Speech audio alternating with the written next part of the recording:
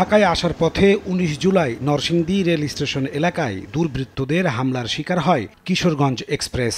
এ সময় ট্রেনটির ৩টি বগিতে আগুন দেয় সন্ত্রাসীরা। মুহূর্তেই পুড়ে ছাই হয়ে যায় নতুন কেনা ৩টি বগি। কোচ সংকটের রেলের ৩ বগিতে ক্ষতির পরিমাণ প্রায় ১০ কোটি টাকা।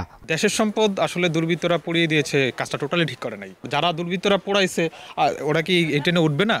রাষ্ট্রীয় সম্পদ ধ্বংস করার মাধ্যমে কখনো কোনো আন্দোলন সফলতা অর্জন করতে পারে না।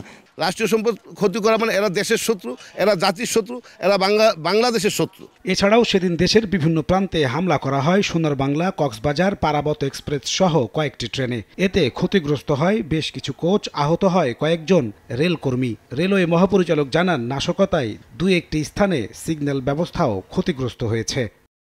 মাননীয় মন্ত্রী মহোদয় তো জানিয়েছে, প্রাথমিক হিসেবে ২২ কোটি ক্ষয়ক্ষতি আমরা নিরূপণ করেছি। কিছু কিছু জায়গায় সিগন্যালিং ব্যবস্থায় সমস্যা তৈরি হয়েছে। বিভিন্ন বগিতে যেগুলো জানালার কাঁচ ভেঙে দেওয়া, ক্ষতিগ্রস্ত করা, কোচগুলো ক্ষতিগ্রস্ত করা।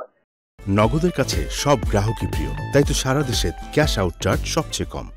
১৯ জুলাই থেকে সারা দেশে কারফিউ জারি হলে বন্ধ হয়ে যায় রেল চলাচল। এতে বিপুল ক্ষতির সম্মুখীন হয় রাষ্ট্রীয় এই সেবা খাত। প্রথম পর্যায়ে ১৯ থেকে ২৪ জুলাই পর্যন্ত ৬ দিনের আগাম টিকিটের টাকা ফেরত দেওয়ার কার্যক্রম শুরু করেছে রেলওয়ে।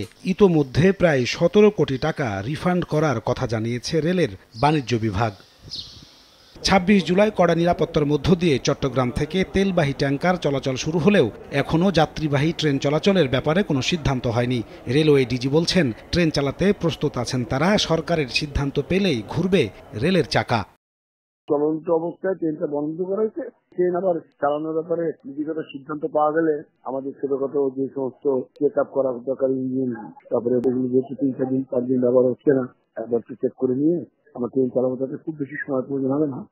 ট্রেন বন্ধ থাকায় প্রতিদিন রেলের ক্ষতি অন্তত ৪ কোটি টাকা বলে জানিয়েছে রেলের বাণিজ্য বিভাগ। নাজমুস সালেহী, সময় সংবাদ, ঢাকা।